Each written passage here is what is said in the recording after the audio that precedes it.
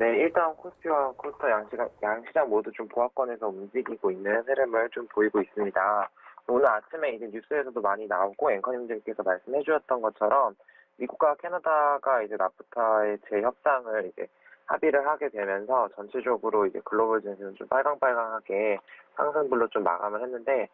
생각보다 이제 많이 큰 폭으로 이제 상승을 한 것은 아니지만, 사실 보시다시피 우리 증시와 좀 비교해 봤을 때 글로벌 증시 같은 경우는 약 1% 정도 이제 상승률을 좀 킨 국가들도 있다라는 걸 좀 살펴볼 수 있을 것 같습니다. 그래서 이제 미국과 캐나다가 이제 그 전에 멕시코와는 이제 미국이 합의를 했지만 캐나다와는 그동안 합의를 못하고 있었는데, 그러한 부분들이 이제 10월 1일을 통해서, 현지 시간 10월 1일을 통해서 이제 매짐이 되면서 좀 전체적으로 이제 글로벌 긴장감은 좀 완화되는 그런 국면으로 좀 들어가고 있다라고 보시면 좋을 것 같습니다. 그래서 이제 10월이 접어들게 되면서 이제 3분기도 하락을 하게 되고, 과연 우리 코스피와 코스닥 양시장 모두 어떻게 좀 흘러갈지, 그리고 우리가 지금 가지고 있는 종목에 대해서 좀 많이 고민을 하시고 있을 것 같은데, 차트에서 보시는 것과 같이 일단 코스피 시장 같은 경우에 있어서 8월 달에 굉장히 최저점을 줬다는 것을 보실 수가 있습니다. 그래서 8월 16일에 보시게 되면, 지금 2218포인트로 최저점을 주고 나서 지금 한 달 보름 만에 다시 최고점 2356.62로 어느 정도 한 5%, 4에서 5% 사이의 어떤 상승을 좀 보였는데, 코스피가 전반적으로 이렇게 상승을 하는 가운데서 종목별로 좀 차이가 나는 부분들도 있었고, 아니면 좀 전반적으로 이제 지수의 어떤 상승에 힘입어서 오른 종목도 있었다라고 좀 보시면 좋을 것 같습니다. 이렇게 코스피가 상승을 하면서 이제 4분기에 이제 코스피 지수는 과연 어떻게 될까라고 하는 좀 기대 전망 같은 것들을 좀 해볼 수 있을 것 같은데, 화면에서 보시다시피 이제 9월 달에 우리나라에 있어서 남북 정상회담이 이루어졌다라는 것들을 알고 계실 겁니다. 그래서 특집을 통해서도 말씀드렸고 지속적으로 계속 말씀을 드리고 있는데, 이런 남북 정상회담에서 이제 종전선언에 대한 얘기가 이어지게 되고, 더 나아가서 10월이나 11월에 북미 정상회담이 이루어질 수 있다라고 하는 그런 기대감을 바탕으로 해서 코스피 같은 경우에 이제 6, 7월에 굉장히 큰 폭으로 하락을 했지만 상승세로 좀 올라갈 것이다라는 것이 좀 전반적인 예상이다라고 좀 보시면 좋을 것 같습니다. 상승을 하는 과정에 있어서 굉장히 급격하게 이제 폭등을 하기보다는 좀 어느 정도 이제 좀 고점과 저점을 높이는 그런 계단식 상승의 모습을 좀 띌 것 같고,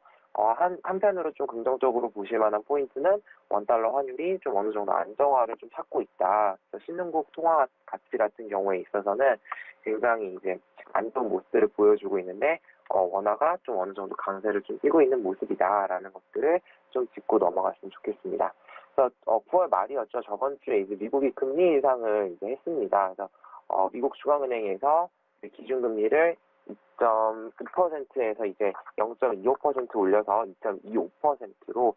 시장의 어떤 기대감대로 말 그대로 반영이 이제 되어서 했는데, 이제 미국이 금리 인상을 하겠다, 9월 달에 하겠다, 12월에 하겠다라는 것들은 어느 정도 각 국가별로 좀 예상을 했던 부분이기 때문에 그런 부분에 있어서 크게 시장에 어떤 반영을 했다라고 좀 보기는 어려울 것 같고, 이 미국 중앙은행에 있어서 계속해서 이제 완화적으로 금리를 인상할 것이다라고 하는 그런 스탠스가 유지되고 있기 때문에 주식시장에 있어서 어떤 큰 변화성은 없을 것 같다라고 좀 볼 수 있을 것 같습니다. 한 가지 포인트는 이제 10월 달에 있어서 미국 재무부에서 환율 보고서, 환율 조작국에 대한 보고서가 이제 발표가 되기 때문에 그 이후에 좀 달러 약세로서 좀 돌아갈 수 있지 않을까라고 좀 기대를 해볼 수가 있을 것 같고, 미국장 같은 경우에는 뭐 S&P 지수가 이제 사상 최고를 이제 찍는 것을 이제 보실 수가 있을 것 같은데, 미국 같은 경우에 있어서 지금 고용 시장에 있어서 굉장히 수요가 공급을 앞지를 만큼 굉장히 많은 일자리들이 있고, 또 그리고 그 각각의 일자리에 있어서 임금이 올라가고 있습니다. 그래서 시간당 임금이 올라가게 되고, 뭐 소득이 증가하게 되고, 핵심 고용률이 좀 증가하는 이런 질적 지표에 있어서도 어느 정도 개선되어지고 있는 그런 모습들이 좀 보이고 있는데요. 일단 임금이 상승되면서 상승이 됨과 동시에 기업들의 소득세가 인하가 좀 더해지면서 올 연말에 있어서 어떤 미국 시장에 있어서 좀 소비는 좀 더 커질 수 있을 거다라는 좀 전망을 해볼 수 있을 것 같습니다. 일단 우리 시장으로 좀 돌아와서 살펴보게 되면 우리 시장 같은 경우에 이제 3분기를 좀 마무리를 하면서 3분기에 이제 어닝 수준이 어느 정도 도달했다라고 좀 살펴볼 수 있을 것 같습니다. 그래서 이제 기존의 무역 전쟁에 있어서는 좀 안 좋다라고 봤던 수출과 관련된 어떤 기업들에 있어서의 어떤 포인트들이 다시 한번 짚어지고 있는데요. 대표적으로 우리나라를 대표하는 삼성전자 같은 경우에 3분기 영업이익이 예상이 17조 2천억 원, 뭐 예상치에 따라서 뭐 3천억 원이 되는 경우도 있긴 한데, 어쨌든 이제 1분기와 대비해서 15% 이상의 어떤 상승폭을 좀 보이고 있다라고 하는 부분들 좀 살펴볼 수가 있고, 마찬가지로 SK 하이닉스 같은 경우에 있어서도 6조 3천억 원으로 굉장히 영업이익이 증가한 것을 살펴볼 수가 있습니다. 그래서 작년도 이제 전년도에는 이제 3조 7천억 원이었는데 약 2배는 아니지만 굉장히 소폭 상승한 그런 부분들을 볼 수가 있습니다. 그래서 계속해서 이제 그 글로벌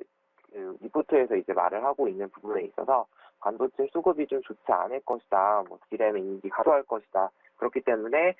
SK 하이닉스 같은 경우에 있어서 굉장히 외국인들이 많이 매도하는 그런 부분들이 있었는데